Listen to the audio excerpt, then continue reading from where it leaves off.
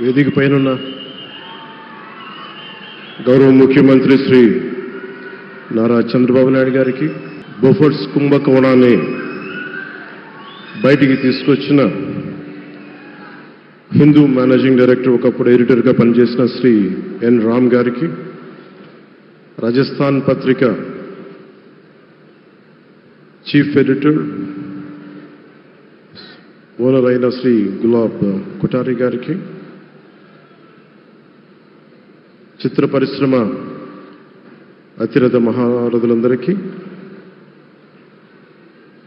శ్రీ రామాచార్య గారి కుటుంబ సభ్యులు, వారి అబ్బాయి శ్రీ సుమన్ గారికి, శ్రీమతి శైలజా కిరణ్ గారికి, శ్రీమతి విజయేశ్వరి గారికి, రామాచార్య గారి మనవలకి మనమనాలకి ప్రత్యేకించిన హృదయపూర్వక నమస్కారాలు. ముఖ్యంగా ఆయనతో పాటు వెన్నంటే ఉన్న ఆయన ఈనాడు పత్రికా కుటుంబానికి, జర్నలిస్ట్ కుటుంబానికి, వారందరికీ కూడా నా ప్రత్యేక హృదయపూర్వక నమస్కారం. రామోజీరావు గారి గురించి అందరూ చెప్పిన దానికంటే కూడా నాకు నా పర్స్పెక్టివ్లో, నా అనుభవంలో నేను చూసిన రామోజీరావు గారిని మీ కొద్ది సంఘటనలు పంచుకుంటాను. రామోజీరావు గారు నాకు సినిమాలు ఉన్నా కానీ నాకు పరిచయం లేదు. ముందు షూటింగ్ ఆయన స్టూడియోస్లో చేసినా కానీ ఫస్ట్ టైం పాలిటిక్స్కి ఎంటర్ అయిన తర్వాత 2008లో ఆ సమయంలో ఆయన కలవటం జరిగింది. ఆయన మాట్లాడిన విధానం చాలా నిక్కచ్చిగా, ప్రజల పక్షపాతాన్ని. ఆయన మాట్లాడుతున్నంతసేపు నాకు మైండ్లో ఒకటే అనిపించింది, మనసులో జర్నలిస్టిక్ వాల్యూస్ని కాపాడటానికే ఆయన ఉన్నాడు. ప్రజాక్షేమం, ప్రజా సంక్షేమం, ఈ పర్స్పెక్టివ్లోనే, ఈ కోణంలోనే ఆ చర్చ జరిగింది. నన్ను ఒకే ఒకసారి ఆయన 2019లో ఒక లంచ్కి ఆహ్వానించారు వారి కుటుంబ సభ్యులతోటి.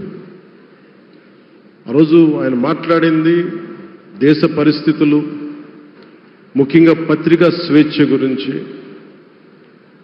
పత్రికా రంగం ఎంత కీలకమైంది, ఆయన ఎప్పుడూ కాంప్రమైజ్ అవ్వలేదు. ఒక విషయం చెప్పాలి అంటే అది తనకి తెలిసిన వారు అవ్వచ్చు, తన సన్నిహితులు అవ్వచ్చు, స్నేహితులు అవ్వచ్చు, కుటుంబ సభ్యులు అవ్వచ్చు, జనం కోసం వచ్చేటప్పటికి నిష్పక్షపాతంగా చాలా నిర్దాక్షిణ్యంగా ఉంటుంది ఆయన ఆలోచన పరిధి. అదే ఆయన ఈనాడు పేపర్లో రిఫ్లెక్ట్ అవుతుంది. నేను చాలాసార్లు అనుకునేవాడిని, ఒక వ్యక్తికి ఇంత, ఆయన ఆ రోజు లంచ్ తర్వాత కూర్చున్నప్పుడు ఆయన మాట్లాడుతుంటే ఆయన వేదనని నేను చూశాను. ఆయన నలిగిపోతున్నారు. నిజంగా పత్రికా స్వేచ్ఛ ఎంత అవసరం దేశానికి, ప్రజాస్వామ్యానికి ఎంత కీలకమైంది, అది ఆయన చెప్తుంటే ఆయన ఆవేదన నాకు అర్థమైంది. అలాంటి వ్యక్తి మీద ఎన్ని రకాల ఇబ్బందులు పెట్టారో మనందరికీ తెలుసు. ఒక పేపర్ ఒకటే నడపటం చాలా కష్టసాధ్యమైంది. కానీ దాంతోపాటు ఆయనకి నష్టపోవడానికి, జనరల్గా అలాంటి విలువలు, కమిట్మెంట్ ఉన్నవాళ్ళు మిగతా వ్యాపారాలు అంటే ఆయన్ని అన్ని రకాలుగా దాడులు చేయడానికి చాలా తేలిక. అలాంటి దాడుల్ని తట్టుకుంటూ యాజ్ అ జర్నలిస్ట్ ఆయన అన్కాంప్రమైజింగ్ యాటిట్యూడ్, అన్కాంప్రమైజింగ్ వాలర్, అవన్నీ ఆయన్ని నాకు చూస్తే చాలా చాలా ఆనందం వేసింది. ఆయన ఒకటే చెప్పారు నాకు, your upcoming political leader, I wish you all the best. నీ జీవితంలో నువ్వు కాంప్రమైజ్ అవ్వకు, what ever you believe in, నువ్వు ఏదైతే నమ్ముతావో దాన్ని త్రికరణ శుద్ధిగా చేయని చెప్పి ఆయన చెప్పింది నేను ఈ రోజుకి మర్చిపోలేను. అలాంటి మహానుభావుడు సంస్మరణ సభకి నేను ఈరోజు ఇక్కడికి రావటం ఆంధ్రప్రదేశ్ ప్రభుత్వం భాగంగా నాకు నిజంగా చాలా ఆనందంగా ఉంది. రైట్ టు ఇన్ఫర్మేషన్ యాక్ట్ దారిలో చూస్తూ ఉంటుంది దాకా ఎగ్జిబిషన్లో 2008 రైట్ టు ఇన్ఫర్మేషన్ యాక్ట్లో ప్రజలకు ప్రతిదీ తెలియాలి, ప్రభుత్వంలో ఏం జరుగుతుంది, ప్రభుత్వం ఏం తీరుతెన్నులు ఎలా ఉంది అని. దానికోసం ఆయన అందరినీ కలిపి ఆంధ్రప్రదేశ్లో, ప్రత్యేకించి ఉమ్మడి ఆంధ్రప్రదేశ్లో ఆయన ఒక ఉద్యమకర్తగా కూడా వ్యవహరించారు. ఒక ఆర్టీఐ లాంటి థాట్ ప్రాసెస్ ఉండాలి అంటే ఒకటే ఉంటుంది, ఇది ఏమి జరిగినా ప్రజలకి తెలియాలి, ప్రభుత్వంలో ఉన్న రాజకీయ వ్యవస్థ ఏమి చేసినా ప్రజలకి తెలియాలి, వారికి అండగా ఉండాలని చెప్పి ఆయన చేసిన ఈ యజ్ఞం చాలా జటిలమైంది, చాలా కష్టమైంది. పత్రికా రంగంలో విస్తరించిందే కాకుండా సినిమా నిర్మాణ రంగంలో కానీ, స్టూడియోస్ కానీ, హోటలియర్గా కానీ ఇవన్నీ చాలా చేసి ఉండొచ్చు. కానీ ఆయన క్రక్స్ ఆఫ్ రామోజీరావు గారిది మోస్ట్ ఇన్స్పిరేషనల్ జర్నలిస్ట్. ఇందాక కొల్లూరు పార్థసారథి గారు చెప్పిన, ఇందాక అమరావతి నుంచి నాయ ఎమ్మెల్యే గారు మాట్లాడినా కానీ, పార్థసారథి గారు చెప్పినా కానీ ఆయనకి ఖచ్చితంగా ఒక విగ్రహం పెట్టాలని. ఎందుకంటే జర్నలిస్ట్ విలువల్ని కాపాడి ఆయన ఎందుకు ఇన్స్పిరేషన్ అంటే ఎన్ని కష్ట నష్టాలు వచ్చినా, ఒక జర్నలిస్ట్గా ఉండటం వేరు, ఒక పత్రిక అధిపతిగా ఉండి అన్ని ఒడిదుడుకులు ఎదుర్కొని ఆయన కుటుంబానంతా బెదిరించినా కానీ, ఏమి చేసినా కానీ జనరల్గా కుటుంబ సభ్యులు కష్టం వస్తే నలిగిపోతాం. కానీ అది కూడా దాటుకొని నేను నా జర్నలిస్ట్ వాల్యూస్ నేను కాంప్రమైజ్ అవ్వను, ఏదైతే జరగనని చెప్పి ఆయన కూర్చోబెట్టి at the cost of his family members also he vent ahead and uphold the journalistic values. వారికి దానికి చాలా చాలా సాహసంగా నాకు చాలా ఆనందం వేసింది. ఆయన ఆఖర్లో ఎలక్షన్ రిజల్ట్స్ వస్తాయి, ఎప్పుడు వస్తాయి వీటన్నిటి అనుకున్న టైంలో నేను ఒకటి అనుకున్నాను, ఆయన ఆరోగ్యం క్షీణిస్తూ ఉంది, బాగుండు, ఆయన ఈ విజయ వార్త వింటారా లేదా అనేది నేను ఒకటి ఆలోచిస్తూ ఉన్నాను. సో నేను శ్రీమతి శైలజా కిరణ్ గారిని, సుమన్ గారిని, శ్రీమతి విజయశ్రీ గారిని అడిగినప్పుడు నేను ఒకటి అడిగాను, ఆయన విన్నారా అండి, ఆయనకి మాటలు వినిపించినాయా?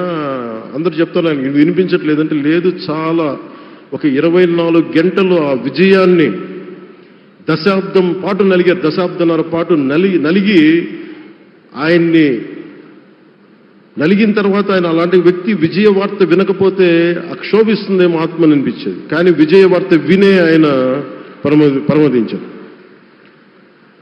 అందుకు నాకు చాలా ఒక తృప్తినిచ్చింది.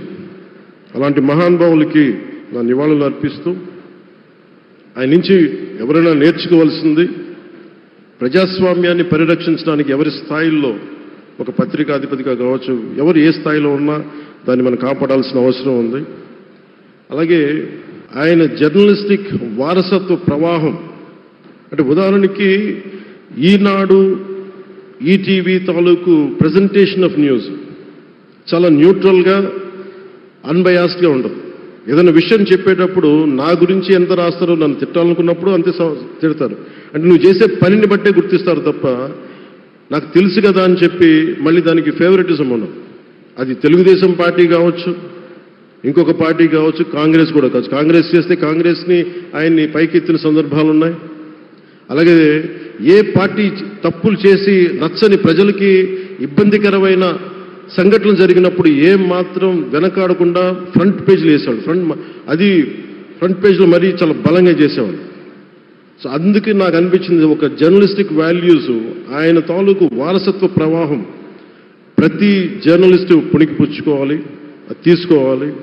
ఒక నది ఒక ప్రవాహం వెళ్తున్నప్పుడు మన స్థాయి, అది నువ్వు ఒక చిన్న బకెట్తో తీసుకుంటావు, చెంబుతో తీసుకుంటావు, ప్రవాహంలో నీళ్ళు అన్నట్టుగా రామోజీరావు గారి జర్నలిస్టిక్ వారసత్వ ప్రవాహాన్ని మనం ఎంత తీసుకుంటాం అనేది మన స్థాయిని బట్టి ఉంటుంది. అది ఒక మోటార్ వేసి ఒక ట్యూబ్ మనకి పైప్లో తోడుకునేలాగా ఉండొచ్చు, లేదంటే నా స్థాయి ఇంతే అంటే కూర్చోబెట్టి ఒక చెంబుతో తోడుకోవచ్చు. అలాంటి అపరిమితమైన ప్రవాహం, ఆగని ప్రవాహం, ఉధృతమైన రామోజీరావు గారి జర్నలిస్ట్ వారసత్వ ప్రవాహం ఈ రాష్ట్ర ప్రజలందరూ కూడా, తెలుగు ప్రజలందరూ కూడా దాని నుంచి మనకి ఒక స్ఫూర్తిని తీసుకోవాలని మనస్ఫూర్తిగా కోరుకుంటూ, నాకు అవకాశాన్ని ఇచ్చిన నా సహచర మంత్రివర్యులందరికీ, ఇక్కడికి వచ్చిన ప్రత్యేక ఆహ్వానితులుగా వచ్చిన జర్నలిస్ట్ పెద్దలందరికీ, పత్రికా ప్రతినిధులందరికీ, ఇక్కడికి వచ్చిన అతిథులందరికీ, విశిష్ట అతిథులందరికీ ప్రత్యేకమైన ధన్యవాదాలు తెలియజేసుకుంటూ, కృతజ్ఞతలు తెలియజేసుకుంటూ సెలవు తీసుకున్నాను. జై Hind. Thank you honourable deputy chief minister గారు.